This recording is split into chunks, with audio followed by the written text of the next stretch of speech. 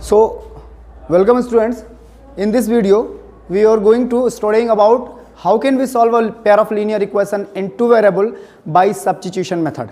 Substitution method से कैसे solve करेंगे ये आज का टॉपिक है. उसको हम एग्जाम्पल से देखेंगे, क्योंकि जब हम आर्बिट्रेरी कॉन्स्टेंट इन्वॉल्व करते हैं, स्टैंडर्ड फॉर्म लेकर चलते हैं, तो वहाँ से चीज़ें बहुत क्लियर नहीं हो पाती हैं. क्योंकि ए और बी, जब ए को बी में प्लस करते हैं तो कोई तीसरा रिजल्ट हम लिख ही नहीं सकते अपने से, लेकिन जब 2 को 3 में प्लस करते हैं तो 5 लिख सकते हैं. तो इसीलिए हमने यहाँ पर एग्जाम्पल लिया है, ना कि स्टैंडर्ड फॉर्म लिया है. ठीक है, तो आज का जो टॉपिक है वो solution of linear equations into variable, और ये सब्स्टिट्यूशन मेथड है. इसके अलावा और भी 3 मेथड हैं जिनको हम एक एक करके आपको वीडियो उनको आप अपलोड कर देंगे, आप वहाँ पर देख लेंगे. तो हमें क्या करना है, इनको सॉल्व करना है. अब सॉल्व करने में आप देखेंगे, आपका ज़्यादा टाइम नहीं लेता हूँ. सॉल्यूशन में हमें क्या करना होता है कि जो भी गिवन इक्वेशन है पहले हमें उनको लिखना होता है. स्टेप किताबों में स्टेप लिखे होते हैं, एल्गोरिथम लिखा होता है, पर जब हम बोर्ड पर खड़े होते हैं, जब हम आपको पढ़ाने खड़े होते हैं, तो हम उन चीज़ों को उसी तरह नहीं बता सकते जैसे वो लिखा होता है, वो बोरिंग हो जाती है. बस आप देखिए कि किस तरह हमें प्रोसीड करना है अपने आंसर की तरफ जाने के लिए. राइट, तो जो सबसे पहला स्टेप है बच्चों, उस सबसे पहले स्टेप में हम लिखेंगे 7x - 15y और इज इक्वल टू 2. ये हमारा इक्वेशन फर्स्ट, हम इसको कहेंगे. हम फर्स्ट क्वेश्चन को सॉल्व कर रहे हैं. और जो दूसरा इक्वेशन है इसके साथ बच्चों, वो है x + 2y is equal to 3, और इसको हम इक्वेशन नंबर 2 कहेंगे. ये बातें आपको समझ में आ गई होंगी. यहाँ से मैंने कुछ किया नहीं है, बस जो मेरे पास था मैंने उसको लिख लिया. बस एक चेंज किया है कि एक को इक्वेशन 1 माना, एक को इक्वेशन 2. अब दूसरी जो इंपॉर्टेंट बात है वो आपको ये याद रखनी है कि दोनों इक्वेशन में से कोई भी इक्वेशन ले सकते हैं, और जो हमारे लिए इजी होगा, मतलब मेरा ये है कि हमें अब इन दोनों इक्वेशन में से किसी एक इक्वेशन को लेना है और उस इक्वेशन से किसी एक वेरिएबल की वैल्यू निकालनी इन टर्म ऑफ अदर. किसी एक, कोई बाउंडेशन नहीं है कि x की निकालूंगा कि y की निकालूंगा, कोई बाउंडेशन नहीं है कि पहला इक्वेशन लूंगा कि दूसरा इक्वेशन लूंगा. इस पर कोई बाउंडेशन नहीं है. हमें उन दोनों इक्वेशन में से किसी एक को लेने की पूरी आज़ादी है, और दोनों वेरिएबल में से किसी एक वेरिएबल की वैल्यू दूसरे के टर्म में निकालने की भी पूरी आज़ादी है. राइट, तो इसमें मुझे ये देखना होता है, आपको ये देखना होता है कि कहाँ से आसानी से आंसर मिलने वाले हैं, ईजिली कहाँ से मिल जाएंगे. ये हमको देखना पड़ता है, ऑब्जर्व करना पड़ता है. तो इन दोनों इक्वेशन में अगर किसी भी वेरिएबल को दूसरे के टर्म में इक्वेट करेंगे तो यहाँ से आपको फ्रैक्शन मिलेगा लंबा. अगर आप x भी निकालेंगे तो 7 फ्रैक्शन में जाएगा, अगर आप y निकालेंगे तो 15 फ्रैक्शन में जाएगा. तो हम ये नहीं करेंगे, हम यहाँ से वैल्यू निकालेंगे. अब अगर हम y की वैल्यू निकालें तो भी देखिए 2 उसके साथ लगा है, तो 2 हटाना पड़ेगा, तो वो फ्रैक्शन में जाएगा डिनोमिनेटर में. तो जब डिनोमिनेटर में चीज़ें आती हैं तो थोड़ी सी कैलकुलेशन आपके लिए मुश्किल हो जाती है. तो आपके सुविधा के लिए, फॉर योर कन्वीनियंस, हम लोग ये ट्राई करते हैं कि आप वो वेरिएबल की वैल्यू निकालें जिसको वैल्यू निकालना ईजी हो, जिसको पुट करना ईजी हो, दोनों काम आसान हो.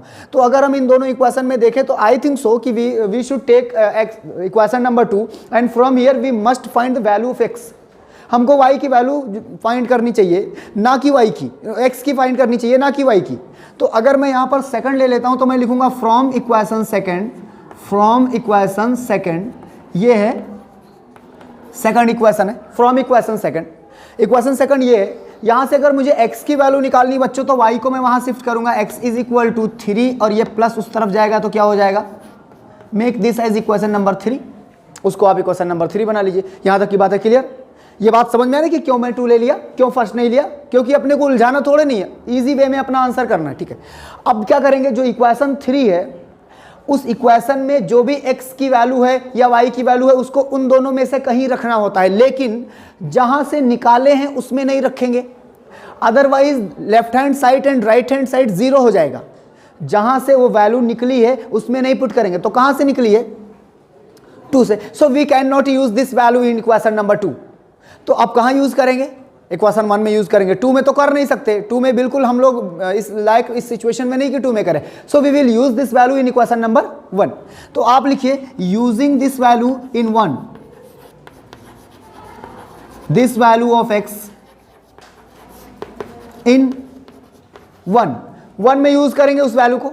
जैसे हम 1 में यूज करेंगे आप देखेंगे हमको आंसर क्या मिलने वाला है. 7 तो हमारा ऐसे रहेगा, but at the place of x we are going to write 3 - 2y, क्योंकि x के इक्वल है. So let's put 3 - 2y and -15y is equal to 2. किसी को कोई प्रॉब्लम, कोई doubt? Everything is okay. Good. अब इस ब्रैकेट को ओपन करेंगे तो 7 3 जा 21 एंड माइनस 7 2 जा 14y and minus 15y is equal to, अब भी कोई प्रॉब्लम नहीं किसी को। From here we can find the value of y after some step, कुछ स्टेप के बाद हमें y मिलने वाला है। जैसे इसको उधर शिफ्ट करें, ये दोनों मिलकर हो गए बच्चों 29y is equal to minus 19 and from here y is equal to 19 upon 20। This is the value of y की वैल्यू आ गई। नाउ अब हम किस हालत में है, अब हमारे पास एक वेरिएबल आ गया बट हमको तो दोनों चाहिए। तो अब हमारी जो सिचुएशन है वो ये है कि हम इस y की वैल्यू को कहीं पर भी पुट करें तो निकलेगा, लेकिन हम कहीं पर नहीं लिखेंगे, हम इक्वेशन थर्ड में लिखेंगे क्योंकि ये बना हुआ है पहले से, x इज इक्वल टू ही लिखा है। So what ever you are getting here just use this value in equation number third. अगर यहाँ पर y के टर्म में है, x के टर्म में है तो यहाँ पर x आया होगा, उसको पुट कर देंगे। y के टर्म में है तो y आ रहा है, तो अब इस वैल्यू को हम कहाँ यूज करेंगे, इसको हम लोग यहाँ पर यूज करेंगे। तो आप देखेंगे कि आपको वैल्यू क्या मिली, x 3 minus 2 into 19 upon 29। Any problem, no? So take the cross multiplication या एलसीएम जो भी आप कहते होंगे। तो जब आप इसका एलसीएम लेंगे तो आप देखते हैं कि आता है 3 into 29 minus 38 and upon what. अब इसको सिंप्लीफाई करेंगे बच्चों, तो जो इसको सिंप्लीफाई करेंगे तो आंसर देख लेंगे। तो अब आप इसको जब सिंप्लीफाई 3 9 जा 27 और 3 2 जा 6 और 2 87 में, राइट भाई? देख लेना, ह्यूमन कैलकुलेशन है, कोई कैलकुलेटर तो है नहीं, आप देख लेना। अब इसमें देखेंगे तो ये 38 आ जाएगा, माइनस कीजिए 7 से 8 निकाले तो जाएगा नहीं, 17 में से 8 निकालूंगा तो 9 बचेगा। इधर कितना बच गया 7, तो 49 बच रहा है। तो बच्चों माइनस 49 अपान वाई, एक्स की वैल्यू हो गई। तो आपको वाई की वैल्यू इतनी मिल गई और एक्स की वैल्यू माइनस 49 अपान, आंसर हो गया। इज इट इजी है, समझ में आता है? तो इसी तरीके से हमें करना। मैं दूसरा वाला भी लिख कर, लेकिन ये दूसरा वाला इतना इजी है कि मैं आपको क्या बताऊं। अभी आप देखो कितना आसानी से आंसर करेगा, बहुत इजी है। लेकिन हमारे लिए ये मसला नहीं होता है कि भाई ये इजी है कि टफ है, हमको तरीकों से मतलब होता है कि हम तरीके क्या अप्लाई करेंगे। अब कभी भी आपको pair of linear equation in two variable मिलता है, आपसे कोई सब्स्टिट्यूशन करने को कहता है कि भाई सब्स्टिट्यूशन मेथड सॉल्व इट, तो you will proceed like this. तो आप इसी तरह प्रोसीड करोगे एंड आई होप कि आपको आंसर भी मिलेगा अगर आपने कैलकुलेशन सही रखे हैं। तो हमारा यही टारगेट होना चाहिए कि हमको मेथड को पकड़ना है, ना कि नंबर ऑफ क्वेश्चंस को। अगर हमने मेथड को पकड़ लिया है, समझ लिया है, तो एक नहीं, दो नहीं, हजारों क्वेश्चन कोई दे दे तो मुझे टाइम लग सकता है लगाने में, लेकिन मेरा रॉन्ग नहीं होएगा। So it's your duty. So first of all concept पकड़िए, तरीके जानिए, उसके बाद एक्सरसाइज को लेकर बैठ जाइए, आपसे कुछ नहीं रॉन्ग होगा। आई थिंक आपको ये समझ में आ गया होगा। चलो इसमें ये वाला भी लगा देते हैं, बस दोनों एग्जाम्पल कर देते हैं तो आपको समझ में आ जाएगा कि सब्स्टिट्यूशन मेथड क्या होता है। नेक्स्ट वाले में आपको एलिमिनेशन मेथड बता देंगे। ओके, ठीक है। तो मैं आपको बता देता हूं दूसरा वाला, जो सेकंड है वो मैं आपको बता देता हूं कि कैसे करेंगे। बिल्कुल सिंपल तरीके से हम ऐसे ही उसको कर जाएंगे जैसे हम इसको कर रहे हैं, राइट? देखेंगे इक्वेशन नंबर 2 है, इजी भी है, कोई मुश्किल काम नहीं है। देखिए बच्चों, ये क्वेश्चन नंबर 2 है और हमारे पास 2 इक्वेशन है। तो मैंने जो बताया, मैंने कहा कि पहले स्टेप में आप x प्लस वाई जो भी है उनको 1 2 मानोगे, जो भी इक्वेशन है 1 2 मानोगे। So what you will write, first of all you will write x plus y is equal to 14, make this as equation 1। Any problem? The second one is x minus y is equal to 4 and this is equation number 2। Any problem? No, that's good. Now the time to find the value of a variable in term of other from either equation, किसी में से भी। मैं बताया कोई बाउंडेशन नहीं है, आप ये ना समझना कि ये मास्टर जो आपको बता रहा है बस वैसे ही करना है। नो नो, ऐसा बिल्कुल भी नहीं है। Depend on you, it's your choice, whatever you are going to take. First आप ले रहे हो, सेकंड ले रहे हो, आपको x की वैल्यू निकालना पसंद है, आपको y की वैल्यू निकालना पसंद है, इट्स ऑल योर चॉइस। ये सबके सब आपके ऊपर डिपेंड करता है कि आप क्या चाहते हो।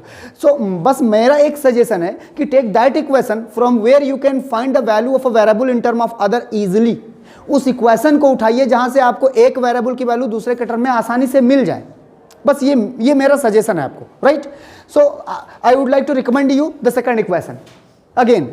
लेकिन अब ये ना कहना, पैटर्न ना बना लेना कि पहले वाले में भी सेकंड बताया मास्टर, दूसरे वाले में भी सेकंड। कोई पैटर्न नहीं है, मिल रहे हैं तो मैं कर लिया, अपने को क्या इससे। तो मैंने सेकंड इक्वेशन देखा। सो दिस इज व्हाट, आप क्या करोगे, यहां से x की वैल्यू अगर निकालनी है तो माइनस उधर जाएगा, तो क्या होगा, make this as equation from second from, is it okay, any problem? Well, now what was the next step? अगला स्टेप क्या था? We will use this in equation number 1 में, क्यों? क्योंकि 2 में लिखूंगा तो 0 आएगा, so we can not use in equation number 2, we will use in equation number 2 ही खराब नहीं है कि उसमें यूज करेंगे, जहां से निकला था वहां रखेंगे तो 0 आएगा। अब 2 से निकला है तो 2 में रखेंगे तो 0 आएगा ना, so we can not use that original equation, जहां से इसको निकालें उसमें नहीं यूज कर सकते, हम कहां यूज करेंगे? दूसरे वाले में, 2 में से कोई ना कोई एक तो फ्री होगा तो हम इसको यहां यूज करने वाले। सो लेट्स यहां पर लिखेंगे put x is equal to 4 plus y in equation 1 में लिखूंगा मैं, 1 अपने पास x है, x की जगह पर क्या लिख दूं? And this is right, any problem? No, that's good. अब हम लोग इसको सिंप्लीफाई करेंगे, सिंपल कैलकुलेशन है।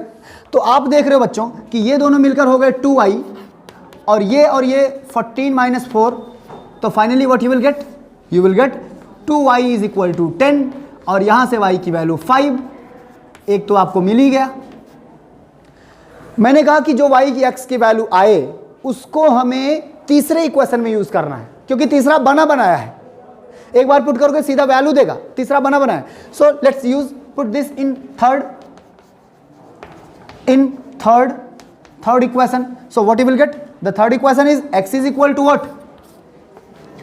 4 plus 5 because y is equal to 5 here. तो 4 में 5 जोड़ दिया मैं तो कितना आ गया? Notes your answer, values of x and y। तो आपको समझ में आ गया सॉल्यूशन, सॉल्व करने का तरीका समझ में आ गया, कैसे करेंगे? बस अब आपने मेथड समझ लिया, जितने मन करे उतने क्वेश्चन करो, जितने मन करे उतने क्वेश्चन करो। Okay, so thank you.